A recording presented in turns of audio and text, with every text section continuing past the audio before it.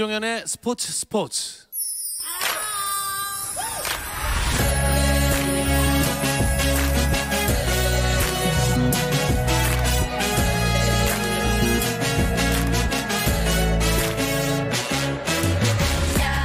목요일에는 해외 축구 이야기 함께하고 있죠. 라디오의 발롱도르를 꿈꾸는 이건 김정용의 랄롱도르 시작하겠습니다. 이건 축구 전문 기자, 풋볼리스트 김정용 기자 함께합니다. 안녕하세요. 네, 안녕하세요. 이건입니다. 안녕하세요. 김정용입니다. 자, 이건 기자가 곧 영국으로 돌아가신다면서요? 네, 프리미어 리그가 이제 재개를 눈앞에 두고 있기 때문에 저도 거기에 발맞춰서 다음 주 금요일 날 돌아갈 거고요. 또 영국이 다다음 주 월요일, 그러니까 8일부터 자가격리 2주 의무화를 하기 때문에 제 자가격리를 해봤지 않습니까? 네네. 네, 싫어서 빨리 돌아가기로 했습니다. 네.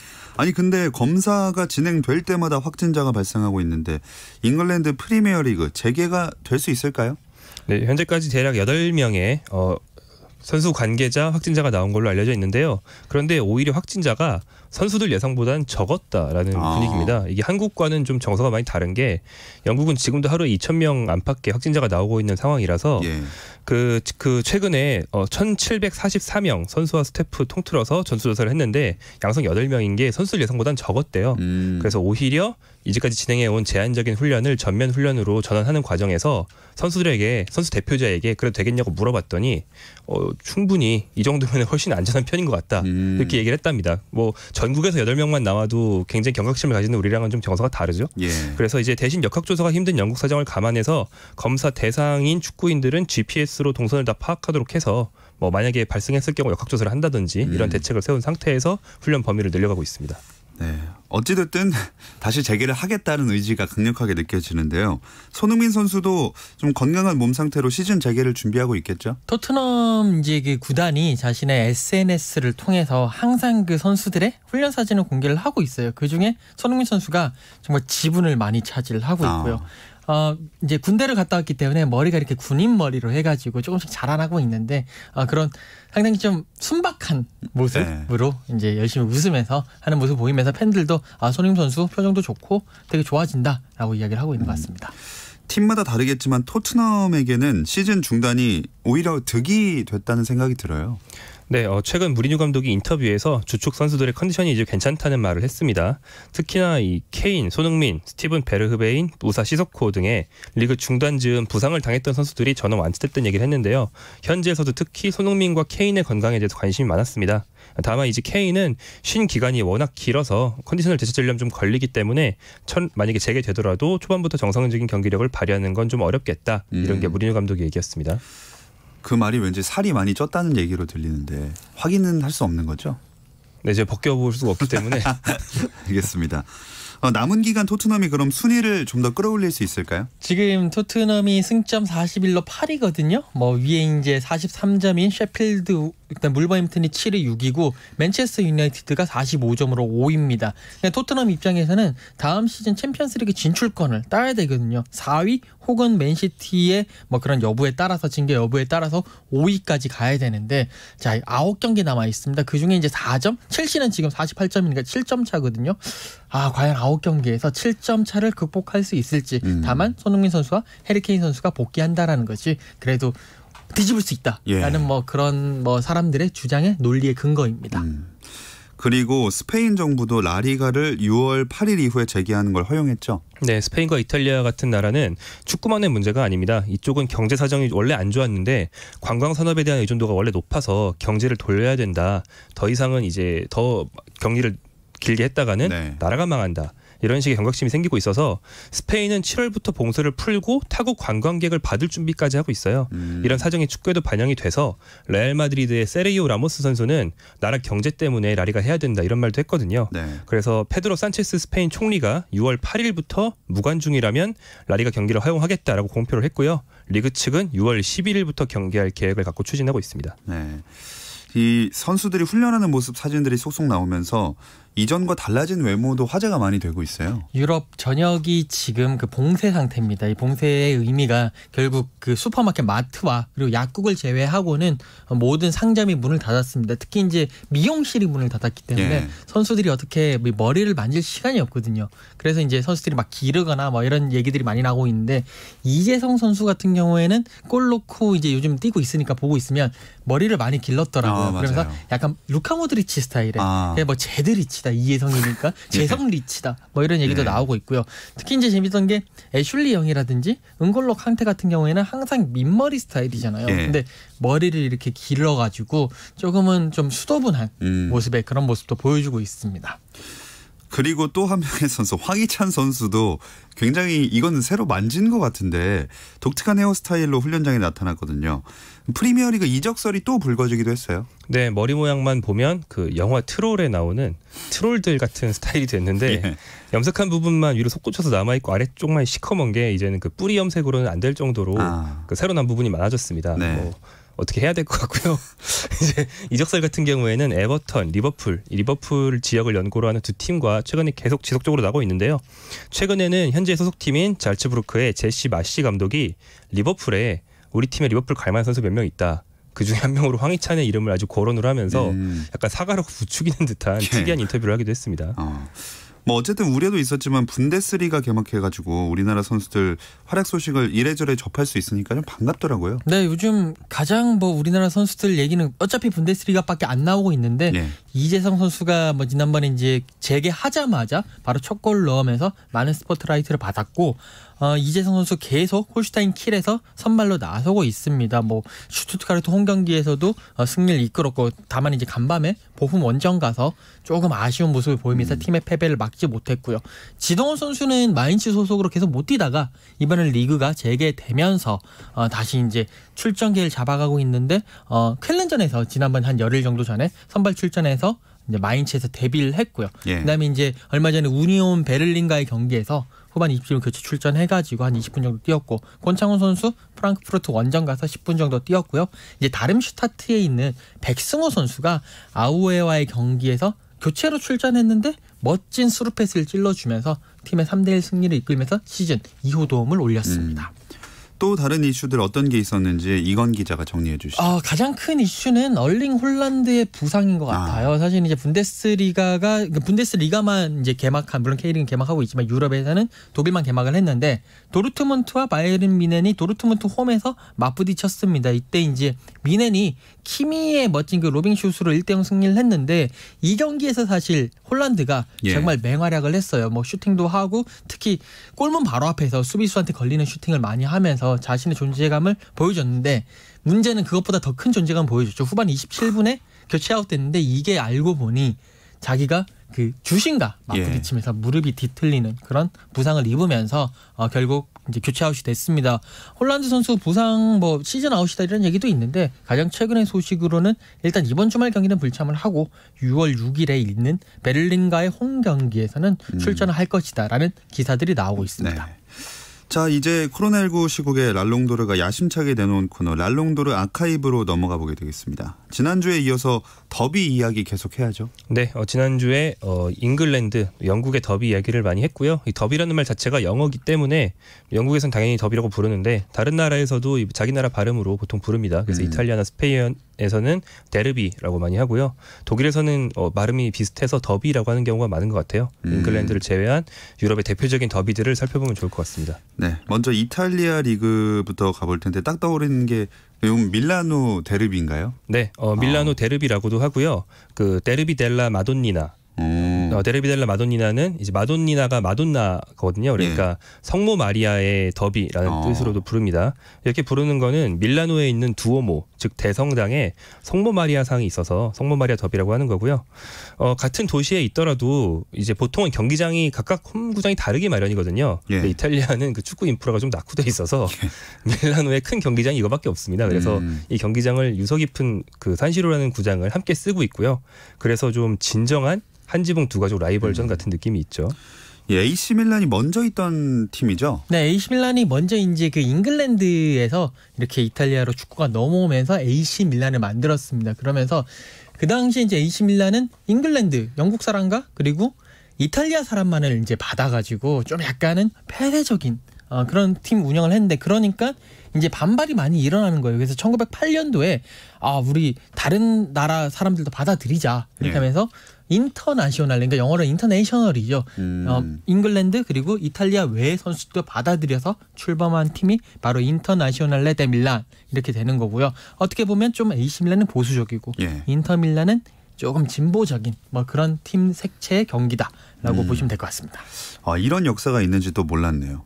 말씀하신 대로 한 지붕 두 가족, 진정한 한 지붕 두 가족이니까 뭐 참 재밌는 이야기거리도 많겠고 성격도 달라서 재밌을 것 같아요. 네, 산시로가 그 위치한 곳의 동네 이름이고 그 이탈리아 축구의 전설적인 인물의 이름을 따서 쥐세페 메아짜라고도 합니다. 그래서 두 가지 이제 경기장 이름을 혼용하는데요. 이 스타디움에서 더비가 있는 날이면 남북으로 두 팀 서포터들이 갈라져서 이제 경기를 하는데 인테르 쪽은 그 팀의 상징색이 파란색이기 때문에 파란색 뱀을 상징물로 쓰고 AC 밀란은 빨간색이니까 빨간색 악마를 상징물로 씁니다. 그래서 이거 서로의 상징물을 모욕하는 내용의 큰 걸개 같은 걸 걸어서 뭐 카드 섹션처럼 이제 서로 응원전을 하는 경우도 있고요. 그리고 이탈리아가 대체로 좀 경기장 분위기가 마초적이고 거친 게 아직도 많이 남아있는 편인데 그래서 뭐 최근까지도 여기서 데뷔를 하면 홍염 같은 그런 뭐 휴대용 휴대용 조명탄 같은 거죠. 홍염 같은 걸 터트리면서 좀 거친 응원을 하는 모습도 볼 수 있습니다.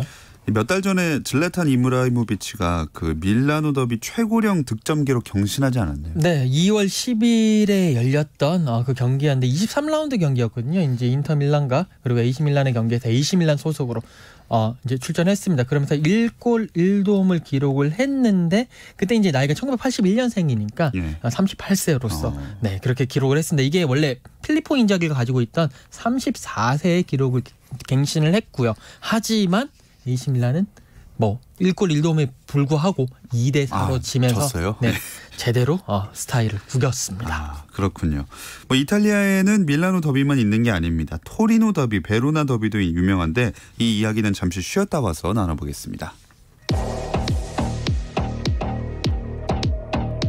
스포츠 잘 압니다. 김정현의 스포츠. 해외 축구 이야기를 나누는 라디오의 발롱도르, 이건 김정용의 랄롱도르 함께하고 계시고요. 랄롱도르 아카이브, 오늘 유럽 축구의 대표적인 더비에 대해서 알아보고 있습니다. 토리노 더비, 베로나 더비에 대한 이야기를 해볼까요? 토리노 더비는 그러니까 그 이탈리아로는 토리노인데 영어로는 투린이라고 하죠. 이제 토리노를 이제 그 연고지를 하는 양팀 토리노와 유벤투스와의 경기를 토리노 더비라고 얘기를 하고 베로나 더비는 그 로미오와 줄리엣의 이제 배경 도시죠. 그 베로나를 연고지로 하는 헬라스 베로나와 키예보 베로나의 경기인데 뭐 그 베로나 더비 같은 경우에는 몇 년 전에 이제 그 이승호 선수가 뛰었기 때문에 조금 더 베로나 더비에 대한 관심이 최근에는 조금 더 있었다라고 보시면 될 것 같네요.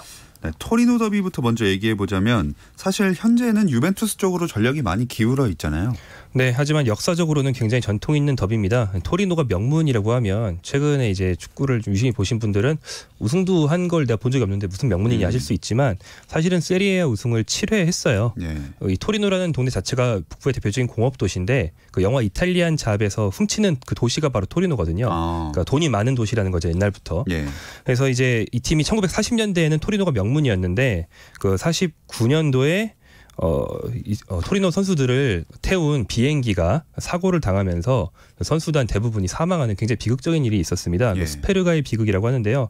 이때 이후로 1940년대 토리노의 그 전성기가 크게 꺾였고 그 뒤로는 유벤투스가 토리노의 대표적인 구단으로 이제 떠오르게 되는 거죠. 그 사고 때문에 클럽 지역을 대표하던 클럽 이미지를 유벤투스에 넘겨줄 수밖에 없었던 거네요. 네, 유벤투스의 강세는 뭐 그 뒤 현재까지도 이어지고 있고요. 토리노는 그 뒤로 1970년대에 짧은 전성기를 또 맞긴 했습니다만 그게 길지 않았습니다. 현재의 토리노 입장에선 사실 유벤투스를 잡는 게 쉽지 않은데요. 제가 이제 제일 최근에 토리노가 유벤투스를 잡은 게 언젠지를 찾아봤는데 최근 한 번 있긴 합니다만 한 번 더 찾아봤더니 그러니까 1995, 96 시즌부터 지금까지 모든 토리노 더비 중에서 토리노가 딱 한 번 이겼습니다. 그 정도로 좀 압도적인 유벤투스의 우세라고 할 수 있겠네요. 다음으로 베로나 더비는 뭐가 특징일까요? 그러니까 베로나 더비 같은 경우에는 일단 기본적으로 양 팀이 자주 만나질 않아요. 그러니까 최근에 키예브 베로나 같은 경우에는 계속 세리아에서 많이 뛰고 있지만 헬라스 베로나는 계속 올라갔다가 내려갔다가 하기 때문에 뭐 헬라스 베로나가 강등되면 이 베로나 더비가 일단 리그에서는 안 일어나고 그래도 뭐 컵대회 어쩌다가 맞붙는 뭐 그런 식이기 때문에 한 번 열리면 그만큼 치열하고 특히 이제 그 경기장이 되게 낙후돼 있거든요. 예. 그 이제 베로나 경기장이 그럼에도 불구하고 그 경기가 열릴 때는 정말 많은 사람들이 와가지고 이제 이야기를 하는데 그 경기장의 이제 또 응원의 특징이 조금은 인종차별적이고 조금은 이제 좀 마초적이고 상당히 거칠다라는 것이 가장 큰 특징이 되고요. 아무래도 키예브 베로나가 헬라스 베로나보다는 조금 더 전력에서 안정적이기 때문에 키예브 베로나가 조금 더 앞서 나가고 있다라고 말씀을 드릴 수가 있을 것 같네요. 자, 다음으로는 독일 분데스리가로 넘어가 보겠습니다. 분데스리가는 뭐가 있죠? 분데스리가에서는 가장 대표적인 그 지역 더비는 레비어 더비가 있습니다. 같은 레비어 지방의 샬케 공사와 도르트문트의 경기인데요. 여기가 독일 북서부입니다. 이쪽이 또 공업지대라서 그 유명한 축구 명문팀들이 몰려 있어요. 그 중에서도 독일의 엘클라시코라고 불릴 정도로 격렬한 샬케와 도르트문트의 경기가 대표적인데 제가 이제 이 경기를 직접 가본 적은 없는데 샬케 경기를 다른 경기는 가봤거든요. 네. 근데 지금 상대팀이 도르트문트가 아니고 다른 팀인데 경기 시작하기 전부터 좀 전에 경기한 도르트문트가 졌대라는 소식이 들리니까 일단 환호를 하고 시작합니다. 그리고 자기가 오늘 다른 팀을 이기고 샬케 팬들이 집에 돌아가는데 노래를 막 부르는 거예요. 그래서 오늘 잡은 팀을 조롱하는 노래냐 혹은 자기들을 치켜 세운 노래냐 물어봤더니 그게 아니고 오늘 경기랑 상관도 없는 도르트문트를 욕하는 노래를 도르트문트는 똥 뭐 이런 거를 부르면서 집에 가더라고요. 이 정도로 싫어합니다. 얼마 전에 있었는데 사실 아쉽게도 샬케가 좀 대패를 했었죠. 네, 뭐 지금은 전력차가 좀 나고 있습니다. 지난 시즌부터 이번 시즌까지는요. 레비어 더비가 치러질 때면 경찰들이 총 비상사태에 돌입할 정도라면서요. 그 지역의 경찰 병력들이 그냥 다 총 출동한다고 보시면 돼요. 그러니까 양팀 홈구장 거리 자체가 이제 뭐 서울 월드컵 경기장에서 수원 월드컵 경기장 그 정도 거리인데 거기는 이제 계속 기차로 많이 움직이거든요. 네. 근데 이제 그날 경기 같은 경우에는 충돌 방지하려고 여러 가지 기차의 시간도 많이 조절을 하고 특히나 물론 이제 각 경기들 열리면 여러 가지 술 마시고 이렇게 하는 팬들이 많지만 이날 경기 같은 경우에는 아예 그냥 밖에서 촬영도 못하게 하고 그러니까 서포터들이 지나가면 밖에서 촬영 자체를 못하게 하고요. 그걸 촬영을 하게 되면 서포터들 팬들이 와가지고 왜 우리를 촬영하느냐 그러면서 거기서도 약간 폭력 사태가 일어나기도 하고 뭐 그냥 뭐 경찰들하고 그다음에 구장 관리인들 자체가 그냥 이 팬들 막고 계속 진정시킨다고 모든 90분 뭐 한 100분 뭐 아예 그 한 몇 시간을 보내는 그런 더비로 또 사상자도 많이 나는 그런 더비로 유명합니다. 네, 유럽은 축구도 함부로 보면 안 될 것 같다는 생각이 자꾸 드는 이러려고 한 더비 특집이 아닌데 네. 뭐 알고 보면 더 재미있는 이런 더비 얘기인데요. 이번 시즌에 남은 기간에 두 팀의 경기가 있다고 해도 뭐 응원전을 더 이상 볼 수 없는 거 아닙니까? 네, 지금 무관중 경기 때문에 그런데요. 뭐 이번 경기에는 관중이 못 들겠지만 두 팀 팬들이 얼마나 극성이냐면 제가 2015년도에 레비어 더비에서 안전상의 이유로 샬케 관중석을 좀 줄였어요. 예. 그러니까 샬케 서포터가 항의의 의미로 그날 응원을 전면 보이콧을 했거든요. 근데 보이콧은 했는데 너무 응원을 하고 싶잖아요. 예. 그래서 그 훈련장에 3,000명이 찾아가서 훈련장에서 홍염을 터뜨리고 응원을 하고 집에 갔습니다. 네, 엄청난 열정을 보여주는 또 더비입니다. 스페인 리그 라리가는 엘클라시코가 가장 대표적인 라이벌전이고 같은 지역의 연고라는 팀끼리의 더비로 본다면 마드리드 더비 정도 있지 않을까요? 네, 마드리드 더비가 지금 레알 마드리드, 아틀레티코 마드리드 두 팀이 전통적으로도 명문이거니와 아주 최근에 또 스페인 라리가에서 1, 2, 3위 안을 다 들고 있기 때문에 굉장히 유명하죠. 레알 마드리드가 시내 중심과 부유층과 카스티아인들을 대표하는 면이 있다면 아틀레티코는 좀 외곽의 서민층을 대표하는 면이 있습니다. 지금은 신축했습니다만 아틀레티코 마드리드의 예전 홈구장이었던 비센테 칼데로는 정말 낡았거든요. 그래서 좀 계급적인 충돌의 의미도 있는 그런 더비입니다. 네, 엘클라시코가 있어서 좀 주목을 덜 받았지만 그래도 최근에는 많이들 관심 가지고 보는 경기 같아요. 네, 그렇기도 하고요. 또 스페인의 유명한 더비들이 몇몇 있긴 합니다. 뭐 이를테면 남부 안달루시아 사람들이 굉장히 열정적인데 그래서 세비야와 레알 베티스가 맞붙는 남부를 대표하는 더비도 유명하고요. 또 북부의 바스크인들도 거칠고 힘좋기로 알아주거든요. 그래서 바스크 지방에서는 아틀레틱 빌바오와 레알 소시에다드의 바스크 더비가 또 유명합니다. 이런 더비의 의미를 넓혀서 국가별로 보더라도 A매치에서도 이 전통적인 라이벌전이 있습니다. 대표적으로 뭐 한일전이 있겠죠. 네, 뭐 역사적으로도 일단 한일전은 기본적으로 우리나라와 일본의 그런 역사적인 예. 뭐 원한이라고 해야 될까요? 뭐 그런 것이 얽혀 있고요. 유럽 같은 경우에도 독일과 프랑스, 특히 2차 대전을 매개체로 하는 그런 경기들이 많아요. 독일과 프랑스가 맞붙어도 정말 큰 라이벌이 되고 독일과 네덜란드 직접적으로 침공한 나라와 침공당한 나라들, 그리고 또 프랑스와 잉글랜드와의 경기, 뭐 특히나 뭐 독일, 여기에 특히 뭐 나폴레옹 시대라든지 독일, 프랑스는요, 뭐 이런 것까지 역사적인 그런 것들이 너무나 많이 얽히고 설키고 있기 때문에 뭐 그 나라들의 대결은 그냥 말 그대로 예. 그냥 나 죽고 너 죽자, 네, 뭐 그런 사생결단의 대결이다라고 보시면 되겠네요. 네, 그 중에서 잉글랜드 대 프랑스는 언뜻 접점이 없어 보이거든요. 어쩌다가 이게 라이벌전이 됐죠? 사실은 이 두 나라만 라이벌인 건 아니고 잉글랜드랑 독일도 경기하면 사이 엄청 안 좋고요. 그렇죠. 독일은 뭐 네, 프랑스랑 독일도 안 좋고 예. 그렇긴 합니다만, 예, 이 두 나라는 좀 백년 전쟁 같은 역사적으로 큰 전쟁이 많이 있어서 뭐 잉글랜드 입장에서는 프랑스로부터 많이 핍박을 받았다 이렇게 예. 느낄 때도 있고 역사적으로 좀 얽힌 게 많은 사이입니다. 그래서 축구 경기는 이제 축구 경기가 다른 종목과 굉장히 다른 것은 국가대표팀이 굉장히 발달했고 국가주의를 이제 기반으로 한 국가 내 대리전이라는 양상이 있기 때문이죠. 예. 월드컵이라는 큰 대회도 있고요. 그러다 보니까 A매치가 열리면 이거를 이제 부축이죠. 각국 언론에서 굉장히 부추깁니다. 예, 뭐 우리나라도 뭐 여러 가지 있지 않습니까? 후지산이 무너집니다라든가 그런 식으로 부추기기 때문에 뭐 매 경기 할 때마다 좀 역사 공부를 하면서 이제 더욱 부추기는 어떤 언론의 그런 푸시를 받게 되죠. 그 지난번에 이제 2018년 그 러시아 월드컵 때 예. 결승전 때 프랑스가 이겼잖아요. 그래서 우승을 했는데 그때 제가 런던에 있었거든요. 근데 프랑스가 우승을 하니까 런던 시내 한복판에 있는 피카딜리 서커스에 온 프랑스인이 다 나와가지고 거기에서 청염이죠. 거기는 이제 프랑스는 파란색이니까 터트리고 막 프랑스 노래 부르고 프랑스어로 막 얘기하고 제가 여기 런던에 있는 건지 프랑스 파리에 있는 건지 모를 정도로 그만큼 또 자기네들은 뭐 철천지 원수 비슷한 영국에 있기 때문에 조금 더 그런 우승의 기쁨을 좀 즐기는 그런 모습도 봤습니다. 그러면 옆에 있던 영국 사람들이 막 야유하고 뭐 싫어하나요? 진짜 싫어하는 사람들도 있는데 네. 박수 쳐주는 사람들도 있고요. 근데 대부분이 사실 피카딜리 서커스는 영국인들보다도 관광객들이 많기 때문에 네. 다 동영상 찍고 사진 찍는다고. 네, 그래서 모인 걸 수도 있을 것 같습니다. 다른 데는 위험할 수도 있으니까. 그렇죠. 네. 확실히 한일전도 그렇고 뭐 전쟁이라든지 이런 역사적으로 싸우는 그런 것 때문에 생긴 라이벌 관계가 많은 것 같아요. 네, 아르헨티나와 잉글랜드의 어떤 포클랜드 전쟁 이후에 가졌던 경기들이 유명한데요. 포클랜드 전쟁 이후에 1986년 멕시코 월드컵이 열렸는데 이때 마라도나가 그 잉글랜드를 상대로 유명한 신의 손 골을 넣었거든요. 근데 마라도나가 자기 입으로 뭐 나라의 복수다 이렇게 말을 하지 않았습니다만 이제 신의 손 덕분에 넣었다 이렇게 좀 신의 은총이라는 뉘앙스 얘기를 했을 때 아르헨티나 사람들은 좀 몇 년 전에 전쟁에서 졌던 그런 한 같은 거를 좀 수용하면서 뭐 대리 만족을 느낀 적도 있었죠. 네, 여러분 축구 경기 그냥 봐도 재미있지만 더비 이야기를 특히 알려면 역사 공부하는 시간이 되는 것 같다는 생각이 듭니다. 자, 어쨌든 오늘 이건 김정용의 랄롱도르는 여기서 마무리를 하도록 하겠습니다. 이건 축구 전문 기자 풋볼리스트 김정용 기자와 지금까지 함께했습니다. 두 분 고맙습니다. 감사합니다. 고맙습니다. 내일도 별일 없으면 다시 좀 들어주세요. 김종현의 스포츠.